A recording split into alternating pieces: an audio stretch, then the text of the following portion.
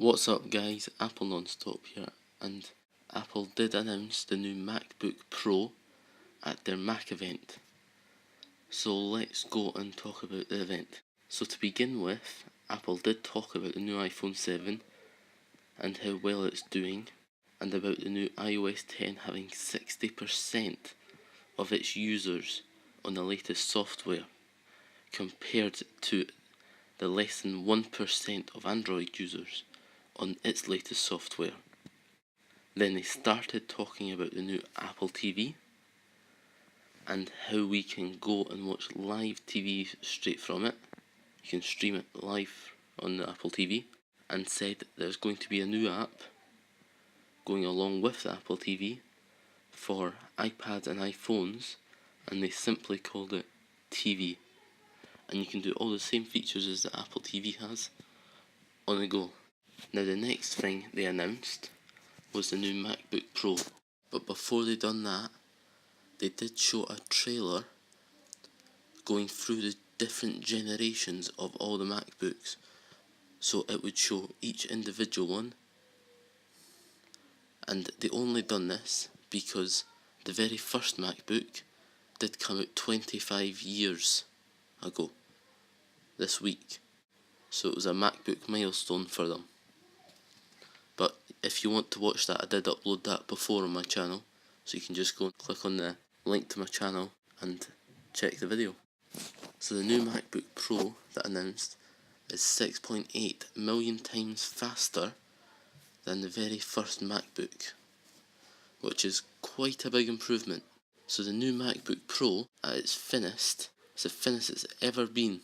So to begin with, the 13-inch MacBook Pro is 17% thinner. The old one was 18mm, whereas the new one is only 14.9mm, and also has 23% less volume and is now £3 in weight. Now into the larger 15-inch MacBook Pro. Now the larger one of the older model was 18mm thick, whereas the new one is now 15mm thick. It has 20% less volume, whereas this one weighs £4. So there is a new Force Touch trackpad, and it is also now 2 times larger than the model before. And that wasn't possible before, but now with adding Force Touch into it, it is now possible to have the 2 times bigger trackpad. There is also a second generation butterfly keyboard. So now on to the biggest feature about the Mac, the new touch bar. It has an organic LED panel, which means it is going to be assured very dark blacks, and it is very efficient, so it shouldn't draw more power. The thing that I like most about it is how it changes depending on the application you are in. So it didn't replace the function keys, but if you are somebody who uses them and you're planning on getting a new Mac, then not to worry, because they're still there. It just takes a few more clicks to get to them. But not only the function keys, but anything that was previously on the function key buttons is still on the top bar. The likes of sound, like your volume and brightness and stuff like that, is still up on that top bar. And at the end of the bar, it does have Touch ID. It is a second generation Touch ID, which means it will unlock a lot faster. And like an iPhone, it does have a secure enclave which will keep all of your fingerprint information safe. So Apple has made it seem like you would use this touch bar in your day-to-day life, like it is something you cannot do without. So no matter what application you are using, you will no doubt going to be using the touch bar. It's been made to be extremely important. You can also customize the function keys on the touch bar to arrange them as you would want. So moving on. So now Apple has said it is the best Mac display they have ever had, and that is thanks to 67% improvement in brightness. It is 67% higher contrast ratio. and it has a 25% more colours. And with that, you need better performance, so Apple did up the performance, and we now have 6th generation Intel Core processor, which is Skylake.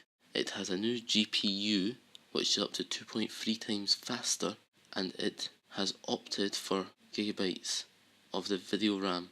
The new SSD is now faster by 50% and is available in 2TB configuration, and Apple had to design a new thermal architecture in order to cool the system. Now it has a new speaker with 2 times the dynamic range, which I'm quite impressed about, because the speakers on the previous one were still quite good. And Apple has said that we will be seeing an increase in its performances, like a 130% increase in 3D graphics, a 60% increase in gaming, and 50% in video editing. That was on the 15-inch MacBook, whereas on the 13-inch MacBook, it is not as big changes, but there is a 103% increase in gaming, a 76% in the video editing, and 76% in 3D graphics. So just like predicted, there is 4 USB-C ports, 2 on either side, because it got rid of all the other ports, so now the Mac just uses USB-Cs. And now because USB-Cs can carry power, you can charge the Mac from any one of the 4 ports, which is quite an improvement because it doesn't mean having to stretch the wire right round the computer, so I'm quite impressed with that one.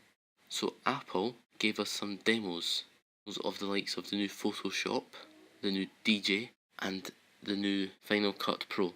So because so much complaints of the butterfly keyboard on the previous MacBook, it has now been fixed, and this new 2nd generation butterfly keyboard feel a lot more like a keyboard.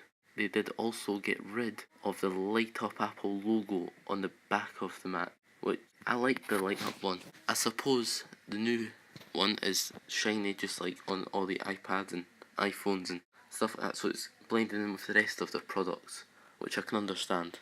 So not only is the MacBook Pro replacing the last generation of MacBook Pros, but it is also replacing the last generation of MacBook Airs.